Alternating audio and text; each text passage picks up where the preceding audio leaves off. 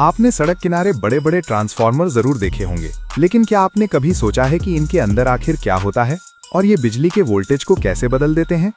चलिए 3D में इसके अंदर का पूरा विज्ञान समझते हैं।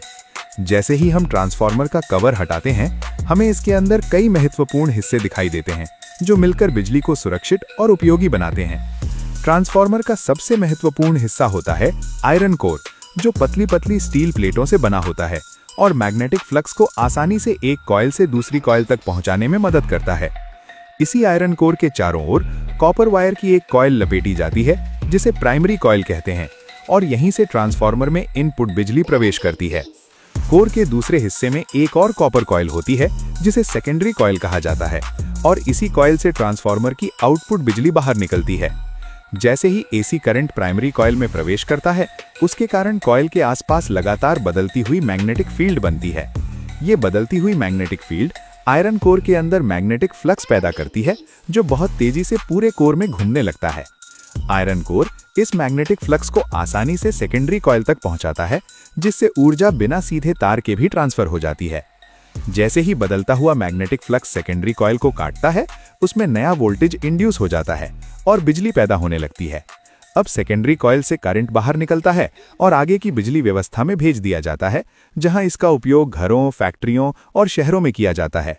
अगर सेकेंडरी कॉइल के टर्न ज्यादा हों और प्राइमरी के कम हों, तो ट्रांसफार्मर वोल्टेज को बढ़ा देता है और इसे स्टेप अप ट्रांसफार्मर कहा जाता है।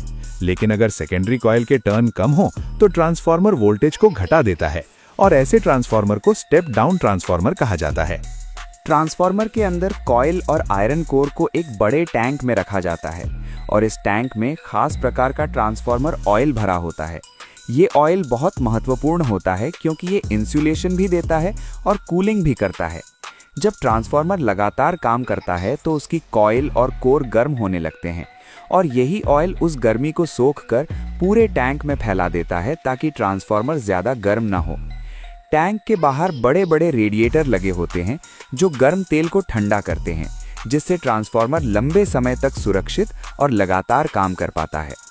ट्रांसफार्मर के ऊपर इंसुलेटेड बुशिंग लगे होते हैं, जहां से हाई वोल्टेज तारें अंदर और बाहर जुड़ती हैं। ये बुशिंग बिजली को सुरक्षित तरीके से ट्रांसफार्मर तक पहुंचाती हैं और शॉर्ट सर्किट या लीकेज से सुरक्षा देती हैं।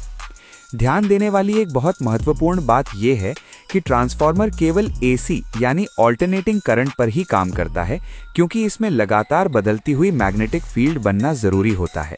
अगर ट्रांसफार्मर में डीसी करंट दिया जाए तो मैग्नेटिक फ्लक्स नहीं बदलता और सेकेंडरी कॉइल में कोई वोल्टेज इंड्यूस नहीं होता। इसलिए ट्रांसफार्मर